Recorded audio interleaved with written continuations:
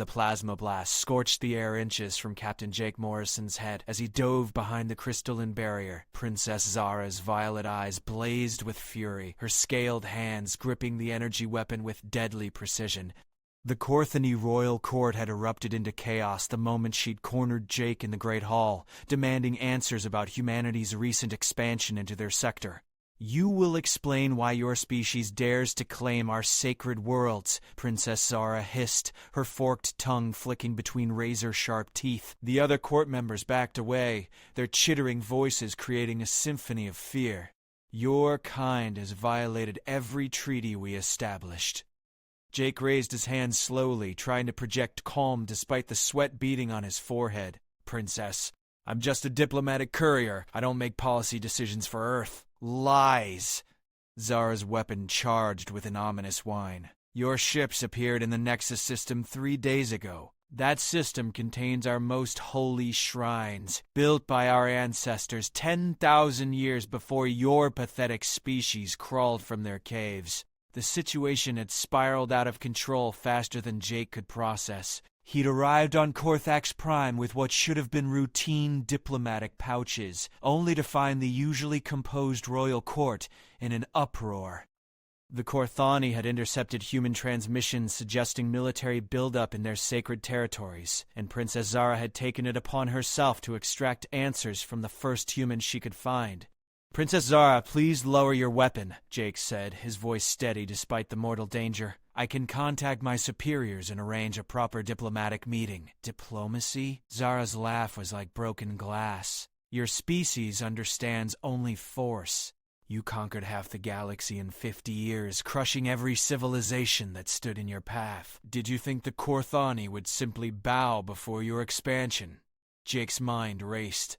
The human expansion had indeed been aggressive, driven by Earth's desperate need for resources and living space. But the reports of conquered civilizations were grossly exaggerated. Most species had joined the human coalition voluntarily, attracted by advanced technology and protection from hostile forces.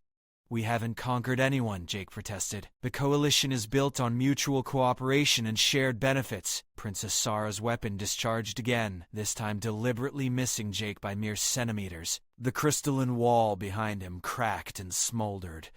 "More lies." "The Zethari spoke of cooperation too. Right before your warships blockaded their homeworld, the Mikani praised your friendship while your corporations strip-mined their colonies." The accusations stung because they contained grains of truth. Jake had seen the reports from the outer colonies, had witnessed the sometimes heavy-handed approach of human administrators, but he'd also seen the hospitals, schools, and infrastructure projects that followed human expansion. The galaxy was a complicated place, and simple narratives of good and evil rarely applied. "Look around you, Princess," Jake said, gesturing at the opulent court chamber. "Does this look like the palace of a conquered people? If humanity wanted to destroy the Korthani, would we bother with diplomatic missions? Perhaps you seek to lull us into complacency before striking," Zara replied, though her weapon lowered slightly. "Your species is known for cunning as much as brutality." Jake seized the opening. "What you call cunning, we call survival. Earth was dying when we reached the stars. We had to expand or watch our species extinct itself through war and pollution. Every world we've settled, every alliance we've forged has been about ensuring humanity's survival." "And what of our survival?" Princess Zara's voice carried genuine pain beneath the anger. "The Nexus system isn't just territory to us. It's the birthplace of our civilization, the location of our most sacred temples. Your presence there is sacrilege." Jake felt a chill of understanding. This wasn't about territory or resources. This was about identity, about the Korthani's deepest spiritual beliefs. No wonder Princess Zara was willing to risk a diplomatic incident by threatening a human courier. "I didn't know," Jake said quietly. "The briefings mentioned mineral deposits and strategic positioning, but nothing about sacred sites. That's a significant oversight." "Oversight!" Zara's weapon snapped back up. "Your species tramples over everything we hold dear and calls it an oversight?" The Great Hall's massive doors suddenly burst open with a sound like thunder. A figure strode through the smoke and debris, moving with such authority that even Princess Zara hesitated. Jake's heart nearly stopped as he recognized the newcomer. Queen Elizabeth Harrison of Earth had arrived on Korthax Prime, her presence as unexpected as it was commanding. The human queen wore simple diplomatic robes, but power radiated from her every gesture. Her steel-gray eyes took in the scene instantly, cataloging the weapon pointed at her subject, the cowering court members, and the obvious diplomatic crisis unfolding. "Princess Zara," Queen Elizabeth said, her voice carrying the weight of absolute authority, "I believe you have questions that require answers from someone with actual authority to provide them." The Korthani princess stood frozen, her weapon still trained on Jake, but her attention entirely focused on the human queen. The power dynamics in the room had shifted in an instant, and everyone present could feel it. Queen Elizabeth stepped forward, placing herself between Jake and Princess Zara's weapon without apparent concern. "I am here to provide those answers personally." Part 2. Queen Elizabeth moved with deliberate calm as she positioned herself directly in front of Princess Zara's weapon. The energy rifle that had seemed so threatening moments before now appeared almost insignificant in the face of the human queen's unwavering composure. Jake watched from behind the crystalline barrier, amazed by his sovereign's fearless intervention. "Your Majesty," Princess Zara said, her voice betraying uncertainty for the first time since Jake's arrival. "I was not informed of your presence on Korthax Prime." "That's because I chose not to announce it," Queen Elizabeth replied evenly. "I received word of increased tensions between our peoples and decided a personal visit might prevent unnecessary bloodshed. Your weapon pointed at my courier suggests I arrived just in time." The Korthani court members began emerging from their hiding places, drawn by the magnetic presence of Earth's ruler. Jake had met Queen Elizabeth twice before during formal ceremonies, but seeing her in action was entirely different. She commanded attention without raising her voice or making threats. Princess Zara lowered her weapon slightly but kept it ready. "Your courier has been feeding me lies about human intentions in the Nexus system. Your fleets mass at the borders of our sacred space, yet he claims ignorance of any aggressive plans." "Captain Morrison speaks truthfully," Queen Elizabeth said, glancing briefly at Jake. "He's a courier, not a military strategist or policymaker. If you want answers about human activities in the Nexus system, you should ask someone with actual knowledge of our operations there." "Then you admit your forces are mobilizing against us?" Princess Zara's grip tightened on her weapon. Queen Elizabeth smiled, the expression somehow both reassuring and formidable. "I admit that human forces are present in the Nexus system. What I don't admit is that their presence constitutes aggression against the Korthani people."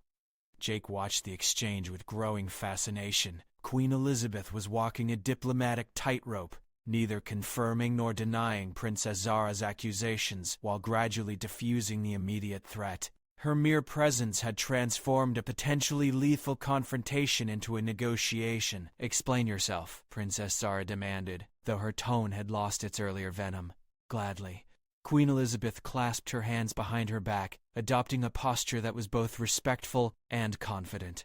3 weeks ago, our intelligence services detected unusual energy signatures emanating from the Nexus system. These signatures matched those produced by weapons technology belonging to the Drakari Imperium. A collective gasp arose from the Korthani court members. The Drakari were known throughout the galaxy as ruthless conquerors who enslaved entire species and stripped planets bare of resources. The mere mention of their name sent ripples of fear through any civilized gathering. Princess Zara's weapon wavered. "The Drakari haven't been seen in this sector for over a century, which is exactly why their reappearance is so concerning," Queen Elizabeth continued.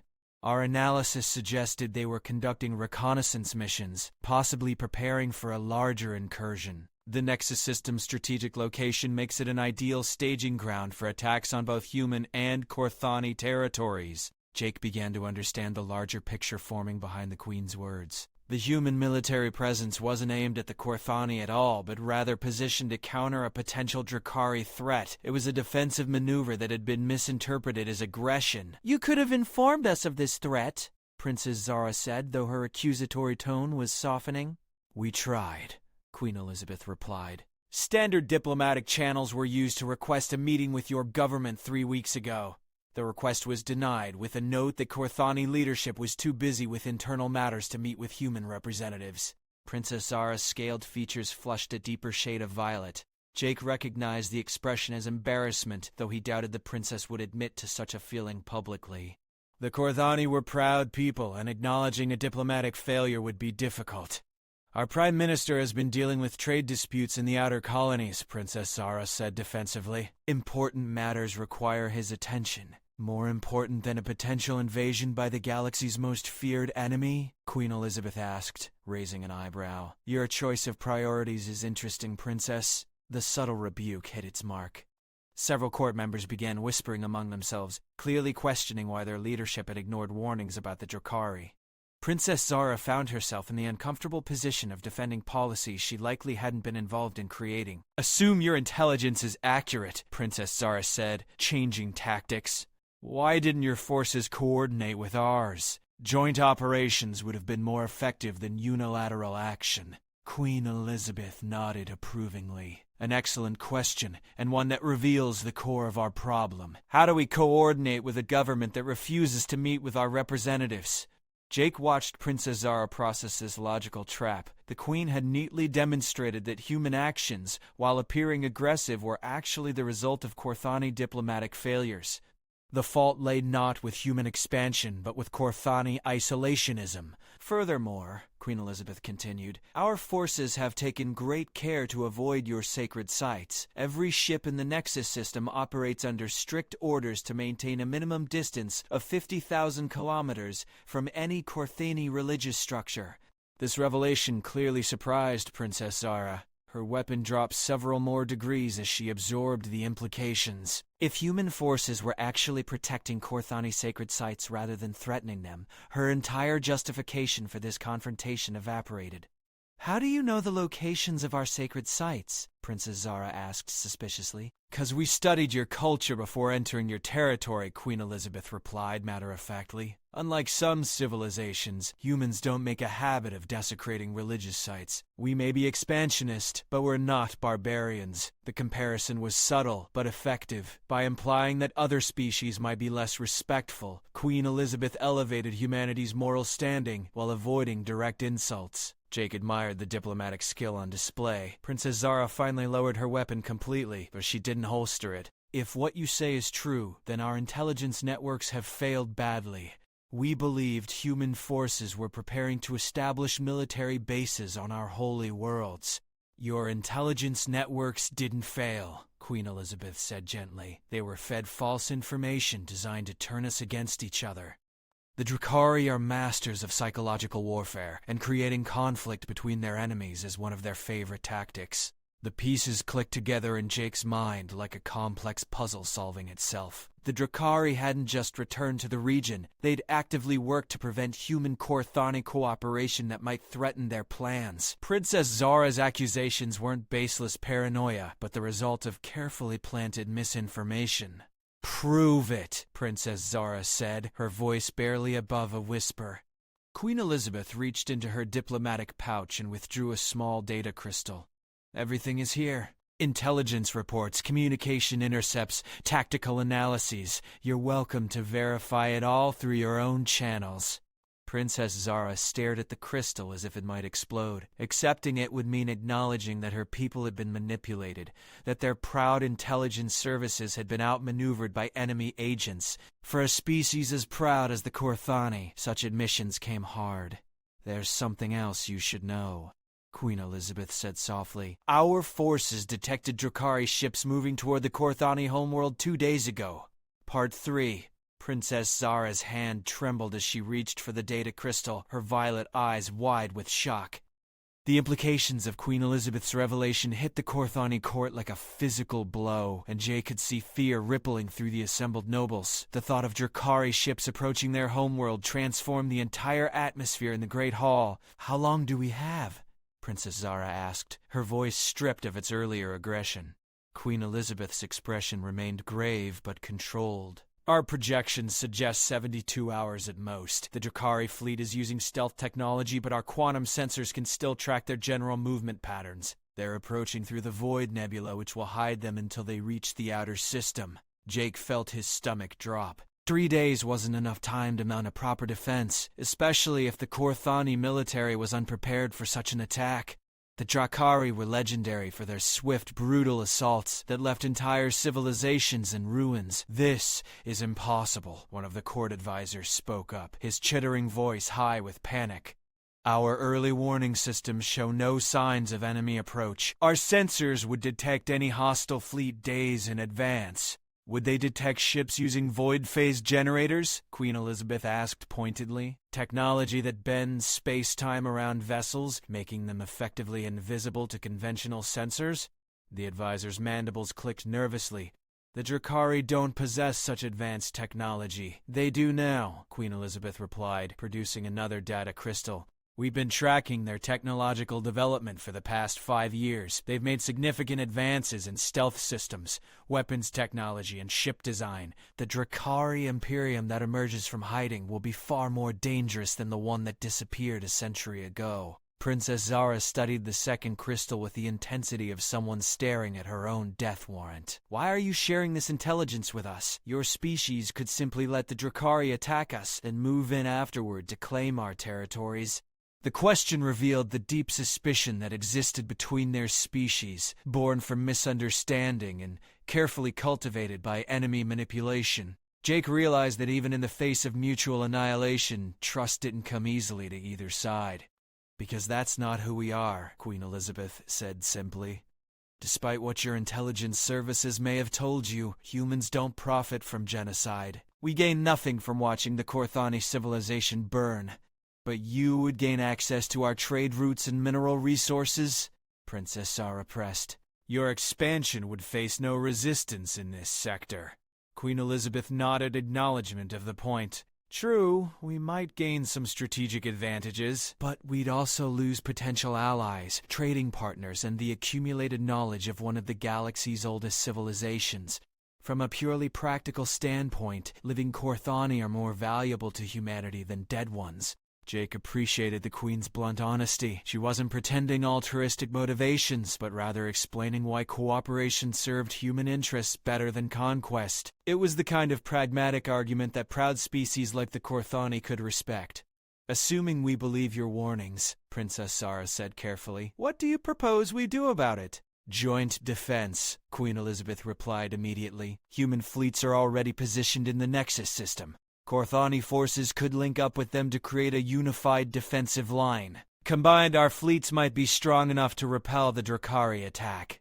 The court erupted in agitated chittering as nobles debated the proposal among themselves. Jake could follow enough of their language to understand the controversy. Many Korthani viewed any military cooperation with humans as a betrayal of their independence, while others recognized the desperate nature of their situation. "The Prime Minister would never approve such cooperation," one advisor declared. "Our people would revolt before accepting human military protection. Then your people will die maintaining their pride," Queen Elizabeth said, with devastating calm. "The Drakari don't negotiate, they don't take prisoners, and they don't show mercy. When their ships arrive, you'll have roughly 6 hours before your planetary defenses are overwhelmed." Princess Zara raised her hand for silence, her authority cutting through the chaotic debate. "What kind of cooperation are you proposing?" "Joint command structure, shared tactical information, integration of fleet operations." "All of the above," Queen Elizabeth confirmed. "My Admiral Lisa Chen is prepared to share complete tactical data with your military commanders. Our ships use compatible communication systems, and our weapons technology is designed to complement rather than compete with Korthani defensive systems." Jake noticed the strategic brilliance behind the Queen's approach. By offering full integration rather than human dominance, she was proposing true partnership. The Korthani would maintain their dignity while gaining access to superior human military capabilities. "There's another factor to consider," Queen Elizabeth continued. "The Drakari aren't just targeting your homeworld. Our intelligence suggests they're planning simultaneous attacks on human colonies in the frontier sectors. This isn't a war between our species. It's an assault on our entire region of space." The revelation transformed Princess Zara's posture from defensive to calculating. If humans were also under threat, then cooperation became a matter of mutual survival rather than Korthani dependency. The psychological shift was subtle but crucial. "Show me your tactical projections," Princess Zara demanded.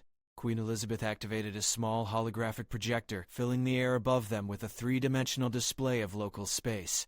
Red markers indicated Drakari fleet movements, while blue and green markers showed human and Korthani positions, respectively. Jake studied the display with growing alarm.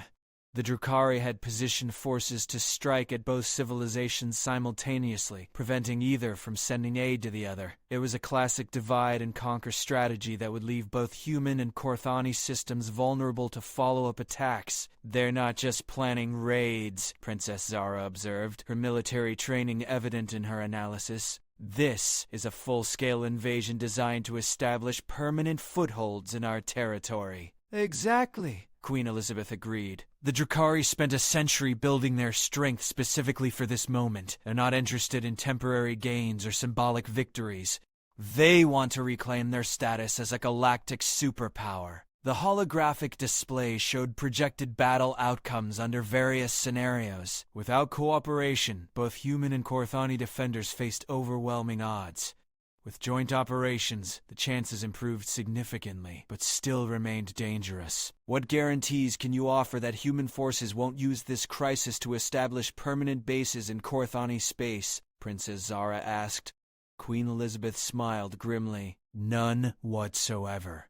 You'll have to trust that our stated intentions match our actions. Just as we'll have to trust that Korthani forces won't turn their weapons on human ships once the Drakari threat is neutralized."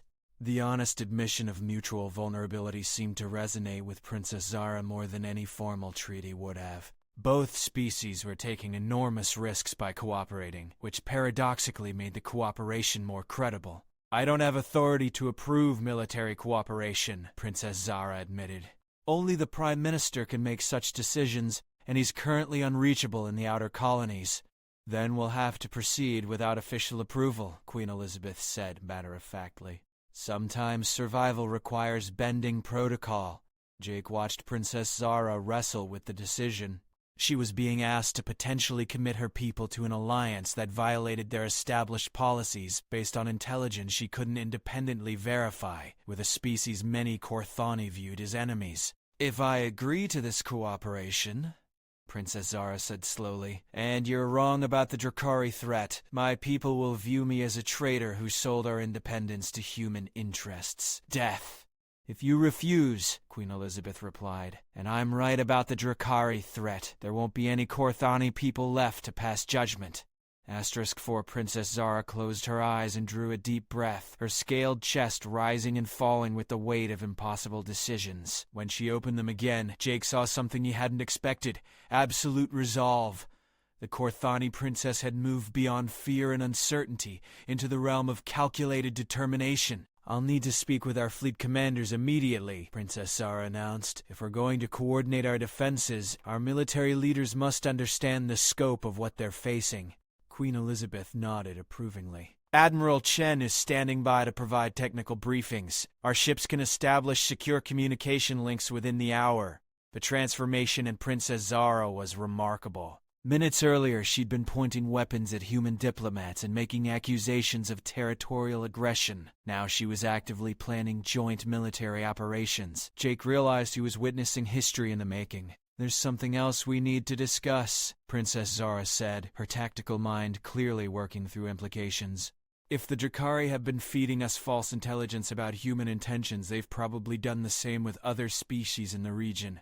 How many of our neighbors are preparing for war based on manufactured threats?" The question hit Jake like a revelation.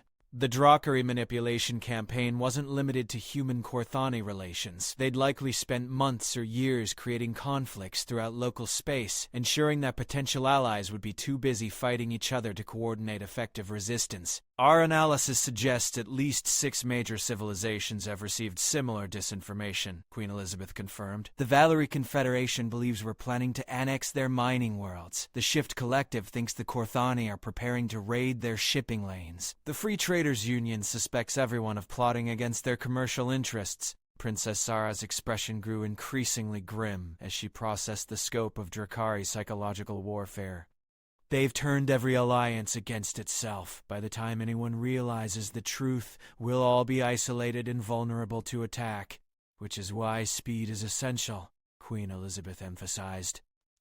We need to establish communications with all affected parties immediately. Every hour we waste arguing among ourselves is another hour the Drakari gain to refine their attack plans. Jake watched the two leaders work through the tactical challenges with growing admiration. Despite their species' historical mistrust, they were finding common ground based on shared survival needs. The crisis was forcing both sides to move beyond prejudice toward pragmatic cooperation.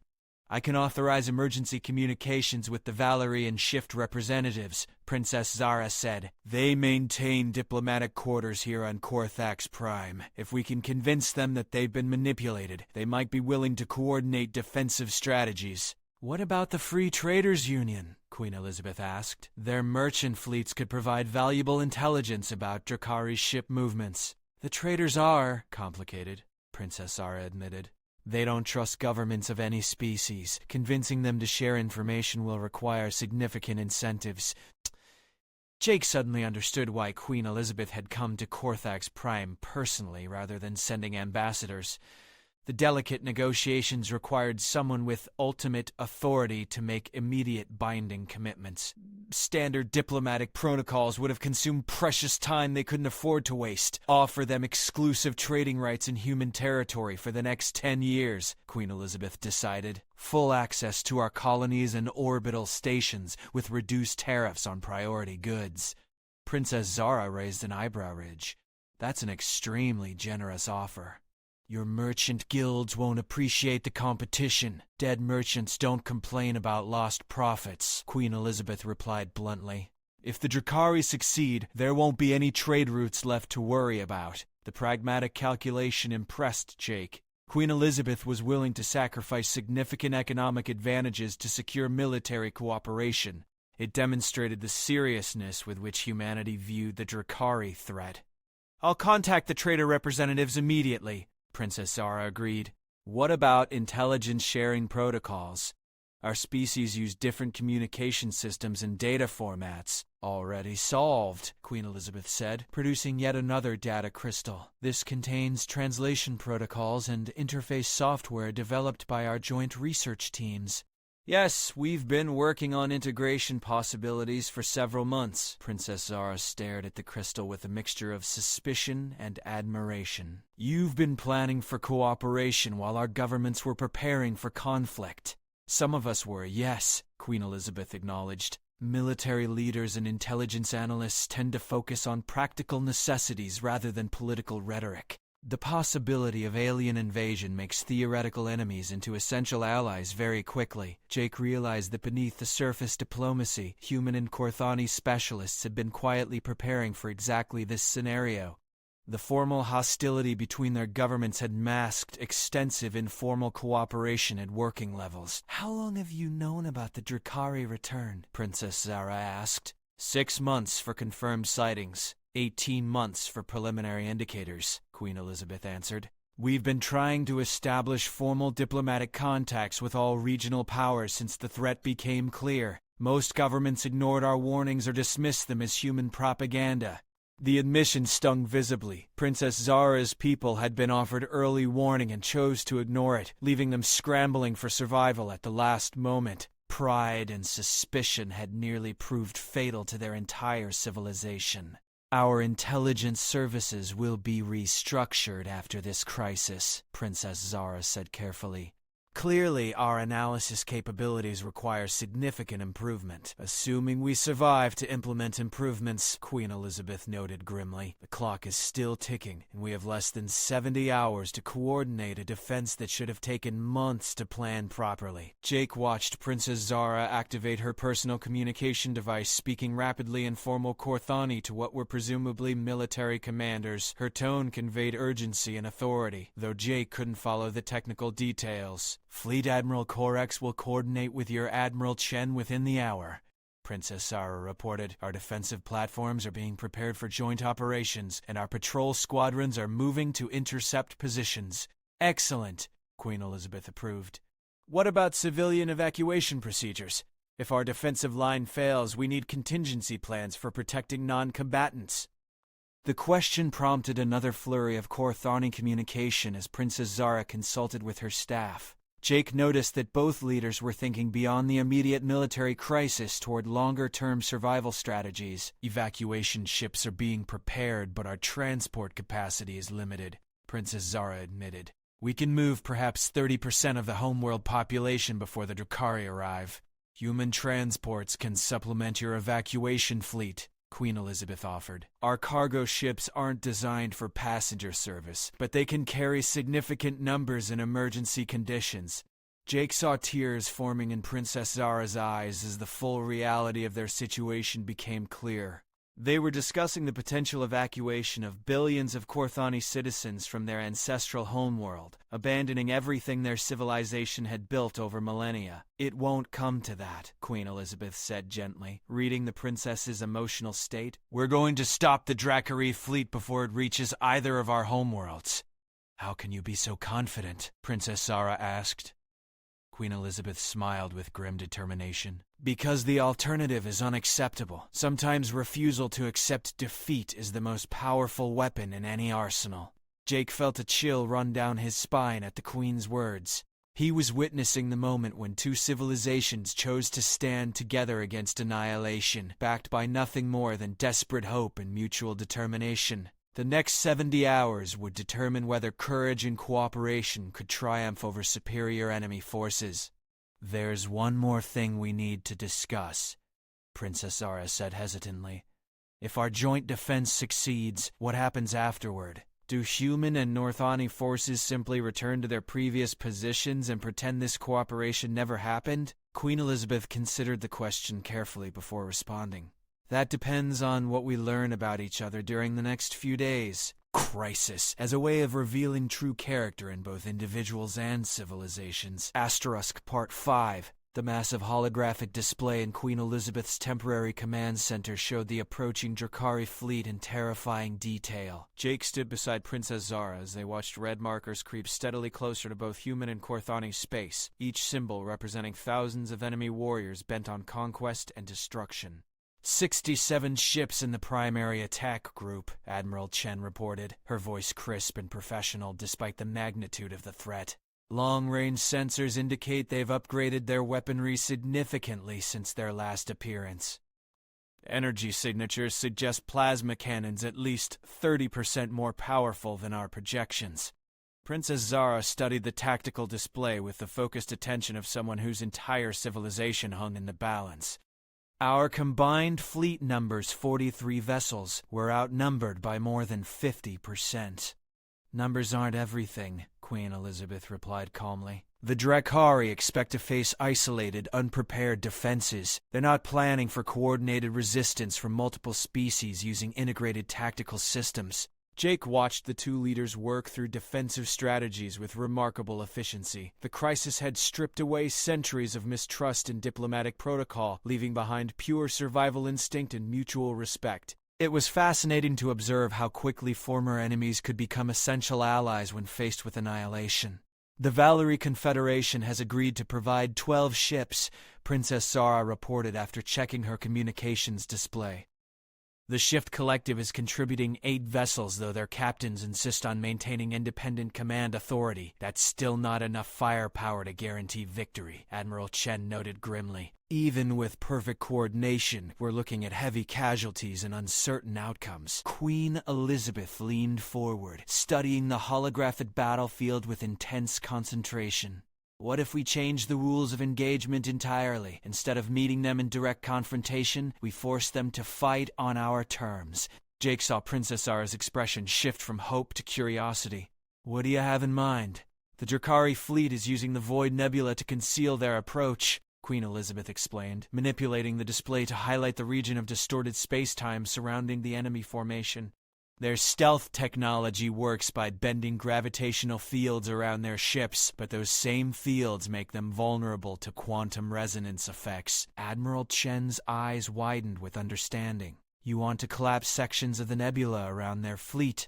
The gravitational shockwaves would disrupt their stealth systems and damage their hulls. More than that, Queen Elizabeth continued. If we time the collapse correctly, we can fragment their attack formation and force them to engage us in smaller groups. 43 ships can defeat 15 enemies much more easily than they can defeat 67. Princess Zara looked between the two humans with growing excitement. This is possible? You can actually manipulate nebulous structures large enough to affect an entire enemy fleet? The theory is sound, Admiral Chen confirmed. We've never attempted it on this scale, but our quantum engineers believe it can work. The challenge is precise timing and coordinated execution. Jake realized they were discussing something unprecedented in galactic warfare. The ability to weaponize cosmic phenomena would revolutionize space combat, giving smaller forces the power to defeat numerically superior enemies through environmental manipulation. "What do you need from us?" Princess Zara asked eagerly. "Korthani gravity generators are more precise than human systems," Queen Elizabeth explained. "If your ships can create resonance points at specific coordinates, our quantum disruptors can amplify the effect throughout the target region. It requires perfect synchronization between our fleets." "How perfect?" Princess Zara pressed. "Margin of error measured in microseconds," Admiral Chen admitted. "If the timing is off by even small amounts, the effect could backfire and damage our own ships instead of theirs." The risk was enormous, but Jake could see that both leaders understood it was their best chance for victory. Conventional tactics would result in a grinding battle of attrition that neither side could afford to win. "I'll need to consult with our navigation specialists," Princess Zara said. "Korthani ships aren't designed for the kind of precision maneuvering this plan requires. We can provide technical upgrades," Queen Elizabeth offered. "Human inertial dampeners and targeting computers can be integrated with Korthani systems within 18 hours. Jake watched Princess Zara process the implications of accepting human technology integration. It represented a level of military cooperation that went far beyond temporary alliance into something approaching true merger of capabilities. "If we do this," Princess Zara said slowly, "our ships will contain human technology that could be studied and reverse-engineered indefinitely. You're offering to share some of your most advanced military secrets, just as you'll be sharing Korthani gravity manipulation technology with us," Queen Elizabeth pointed out. "Trust has to work both ways, or it doesn't work at all." The moment hung suspended between them like a crystal balanced on a knife edge. Jake understood that they were witnessing far more than military planning. Two civilizations were choosing to trust each other with their most closely guarded technological advantages. "Agreed," Princess Zara said finally. "How quickly can the integration begin?" Admiral Chen activated her communication system. Engineering teams are standing by on both sides. Full integration should be complete within 16 hours, leaving us 8 hours to test systems and brief crews. "What about the other allied species?" Jake asked, speaking for the first time since the tactical planning began. "The Valerie and Shift vessels won't have integrated systems." Queen Elizabeth nodded acknowledgement of the problem. "They'll serve as a screening force, engaging enemy scouts and preventing reconnaissance of our primary formation. Their sacrifice may buy us the tactical surprise we need." The casual reference to Allied sacrifice sent chills through Jake's spine. War demanded terrible calculations, weighing the lives of friends against strategic necessities. He wondered how leaders like Queen Elizabeth managed to make such decisions without losing their humanity. "The Free Traders Union has agreed to provide intelligence support," Princess Zara reported. "Checking another communication display. Their merchant vessels are tracking Drakari movements throughout the region. They've also offered to evacuate civilian populations if our defense fails." "Good," Queen Elizabeth approved. "Every advantage helps, no matter how small." Jake studied the holographic display again, trying to visualize how the battle would unfold. The plan was audacious to the point of being reckless, depending on untested technology and unprecedented cooperation between species that had been enemies hours before. "There's something else to consider," Princess Zara said hesitantly. "If this plan works, if we actually defeat the Drakari fleet through combined operations, the tactical implications will reshape galactic politics permanently." Queen Elizabeth raised an eyebrow. "How so?" "Every other major power will realize that human Korthani cooperation represents a threat to the existing balance of power," Princess Zara explained. "We could face retaliation from species that view our alliance as aggressive expansion by another name." The observation was perceptive and troubling. Success against the Drakari might solve one crisis while creating several others. Jake realized that even victory carried risks that extended far beyond the immediate battle. "We'll face those challenges when they arise," Queen Elizabeth decided. "Right now, our priority is survival. Everything else is secondary." Admiral Chen's communication system chimed with an urgent alert. Long-range sensors show the Drakari fleet accelerating. "They've changed course slightly, suggesting they may have detected our preparations." "How much time do we have?" Princess Zara asked. 36 hours, possibly less," Admiral Chen replied grimly. "We need to begin ship integration immediately, or we won't be ready when they arrive." Queen Elizabeth stood, her posture radiating determination and authority. "Then we begin now. Signal all Allied vessels to establish formation and prepare for the most important battle in galactic history." Jake watched as both leaders moved into action, orchestrating a defense that would either save two civilizations or witness their destruction. The next day and a half would determine the fate of countless billions of lives. Part 6. The integrated command bridge buzzed with activity as human and Korthani officers worked side by side, their species differences forgotten in the face of approaching annihilation. Jake marveled at how quickly the two crews had adapted to joint operations. Unified communication protocols, replacing the babble of different languages and technical procedures that had seemed insurmountable just hours before. "Gravitational resonance generators are locked onto target coordinates," reported Commander Vex, the Korthani navigation specialist whose scaled hands moved across holographic controls with practiced precision. "Our ships are positioned at optimal angles for field amplification." Admiral Chen nodded her approval from the tactical station. "Human quantum disruptors are synchronized and ready. All Allied vessels report successful integration of targeting systems. We're as ready as we can be."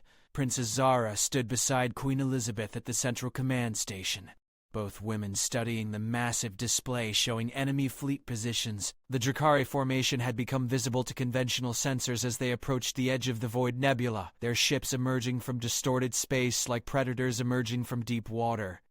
"Final count shows 71 enemy vessels," Princess Zara announced grimly.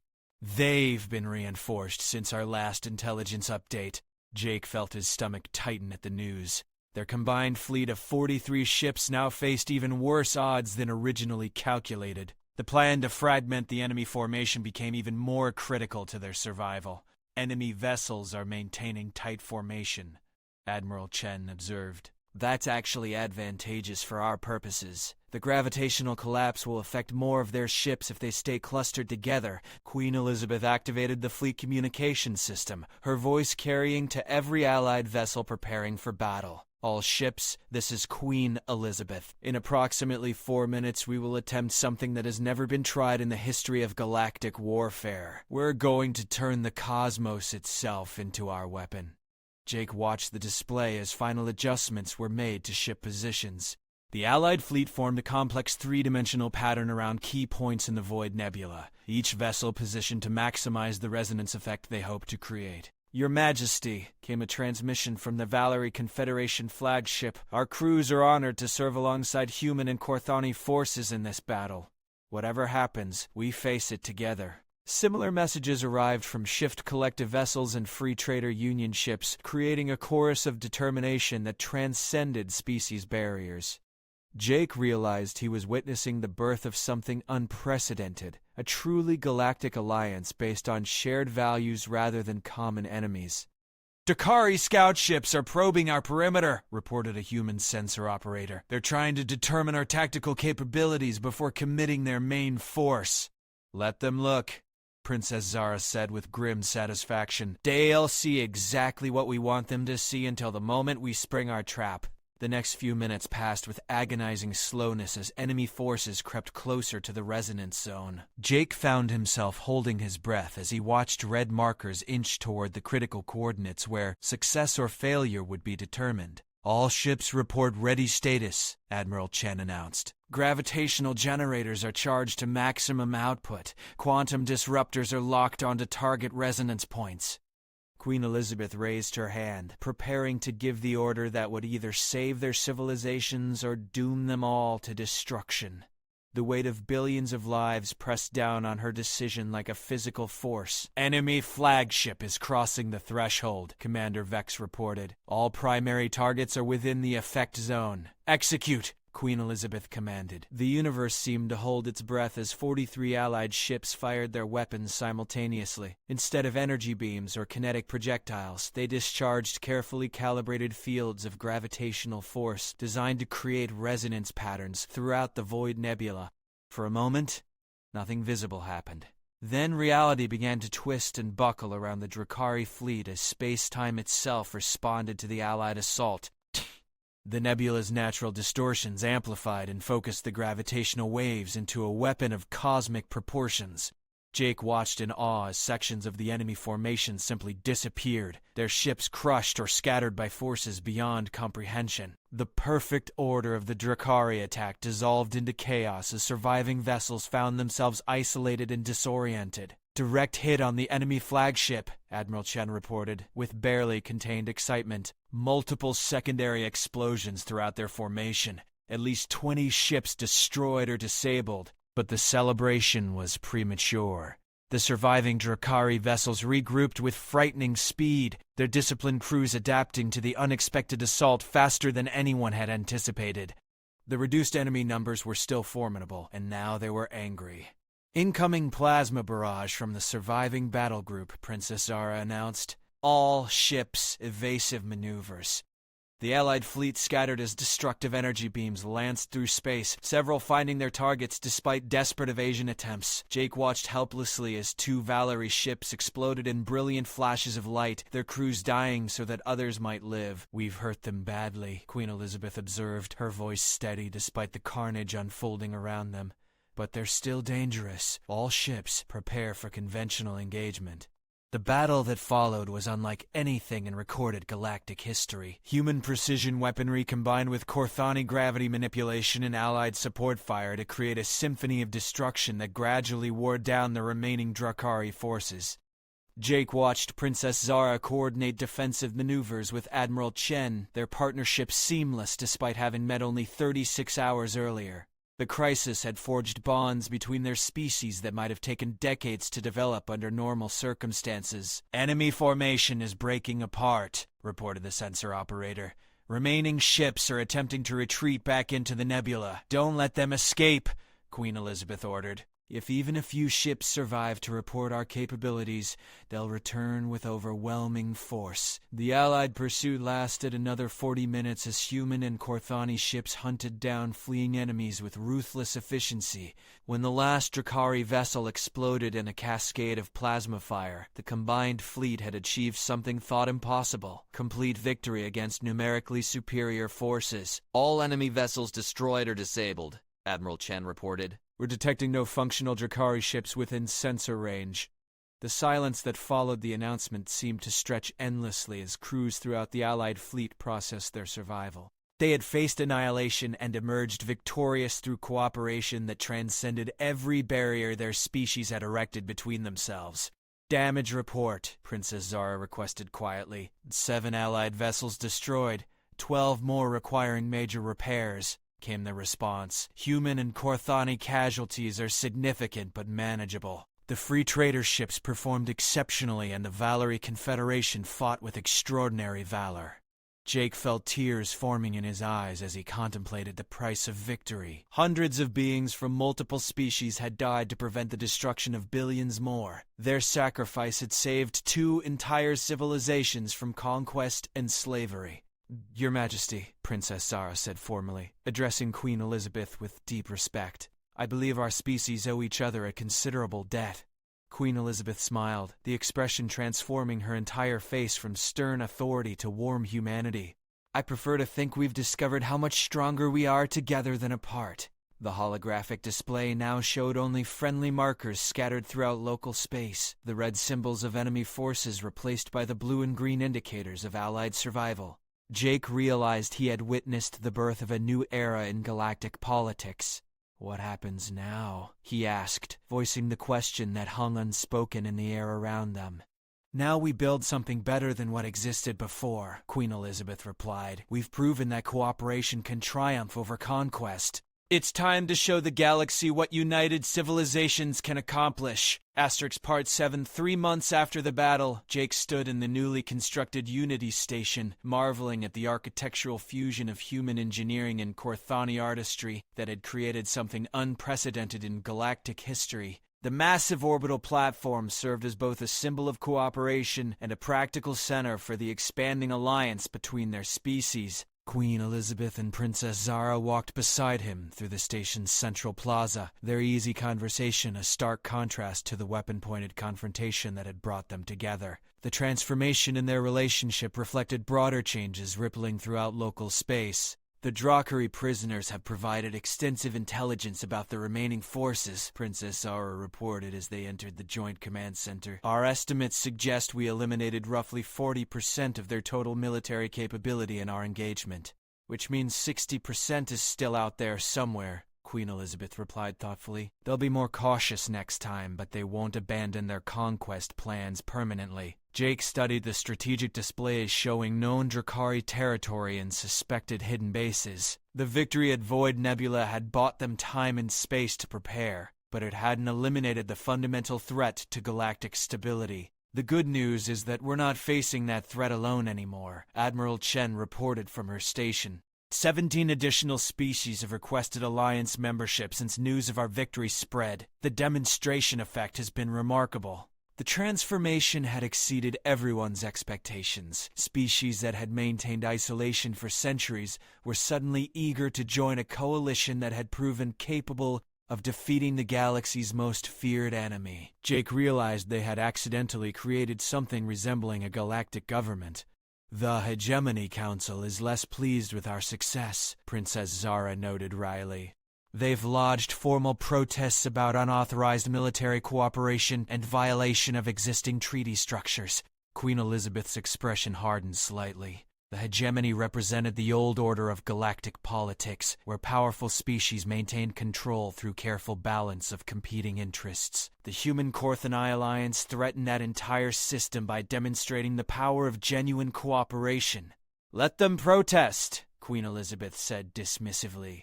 They had centuries to address the Drakari threat and chose to ignore it. Now that we've solved the problem they couldn't handle, they want to complain about our methods. Jake had attended several of the diplomatic sessions where hegemony representatives attempted to reassert traditional authority over alliance operations. Their frustration was palpable as they encountered leaders who simply ignored established protocols in favor of practical results. The real challenge isn't dealing with the hegemony, Admiral Chen observed. It's managing our own success.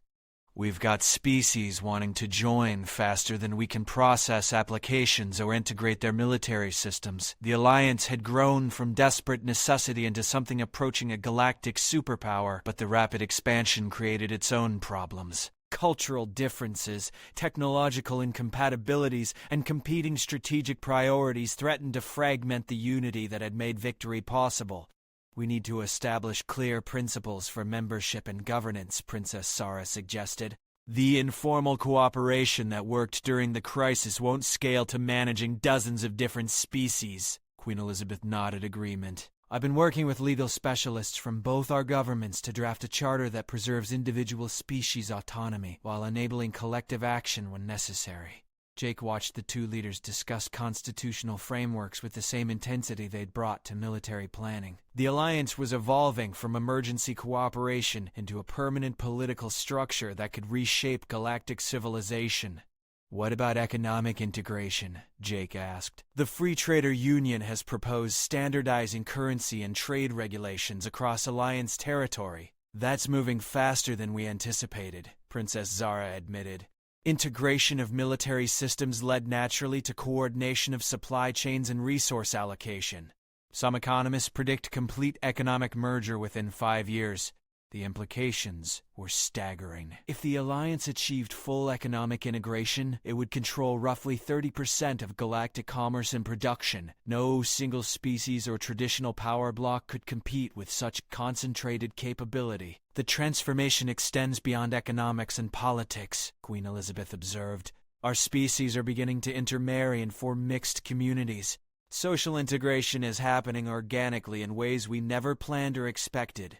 Jake had seen evidence of this throughout Unity Station, where human and Korthani families lived and worked together as naturally as if their species had never been separated. Children played games that combined elements from both cultures, creating hybrid traditions that belonged fully to neither parent's civilization. "There's something else we need to discuss," Admiral Chen said, activating a classified display. Long-range reconnaissance has detected massive construction projects in Drakari space. They're building something unprecedented in scale and capability. The display showed intelligence imagery from the deepest reaches of enemy territory, where enormous structures were taking shape around several star systems. The construction effort dwarfed anything previously seen in galactic history. But they're not just rebuilding their military forces, Princess Zara realized with growing alarm. They're preparing for total war on a scale that makes our recent battle look like a minor skirmish. Queen Elizabeth studied the images with grim concentration. "How long do we have before construction is complete?" "Best estimates suggest 18 to 24 months, Admiral Chen replied. "Whatever they're building will be operational within 2 years. The timeline created urgency that cut through all other considerations. Constitutional frameworks and economic integration would mean nothing if the Drakari returned with overwhelming force before the Alliance could prepare adequate defenses. We need to accelerate everything," Queen Elizabeth decided. "Military expansion, technological development, species integration, resource mobilization. We have less than 2 years to transform from a desperate alliance into a civilization capable of surviving total war." Jake felt the weight of history pressing down on all of them. They had won a single battle and bought precious time, but the real struggle was just beginning. The Drakari response would test everything they had built together. "There's one advantage we didn't have before," Princess Zara pointed out. "We know cooperation works. We've proven that different species can fight together, live together, and build something greater than the sum of their parts. The question is whether we can do it quickly enough," Queen Elizabeth replied. "The Drakari will return expecting to face the same scattered, suspicious civilizations they've always encountered. Instead, they'll find something entirely new." Jake walked to the observation deck and looked out at the space around Unity Station. Human and Korthani ships patrolled together in mixed formations. Valerie traders docked alongside Shift collective transports. Free Union merchants conducted business with species that had been enemies months earlier. "What we've built here," he said quietly, "is worth defending." Queen Elizabeth and Princess Zara joined him at the observation window, watching their combined civilizations grow stronger through cooperation and mutual respect. "It's worth more than defending," Queen Elizabeth corrected. "It's worth expanding. Every species that joins the Alliance becomes stronger, and the Alliance becomes stronger in return. When the Drakari return," Princess Zara added, "they'll face not just human and Korthani forces, but representatives of dozens of civilizations united by shared values rather than fear." Jake nodded, feeling a deep sense of purpose settling over him like a comfortable cloak. He had been present at the birth of something unprecedented in galactic history, a truly voluntary union of civilizations committed to cooperation over conquest. The Drakari would return, of that he was certain, but they would find their enemies transformed by the very conflict they had initiated. The galaxy they sought to conquer no longer existed, replaced by something stronger, more unified, and infinitely more dangerous to those who would choose domination over partnership. Standing between two of the most powerful leaders in known space, watching their combined fleets patrol the void. Jake smiled. The future remained uncertain, but it was a future they would face together, and that made all the difference in the universe.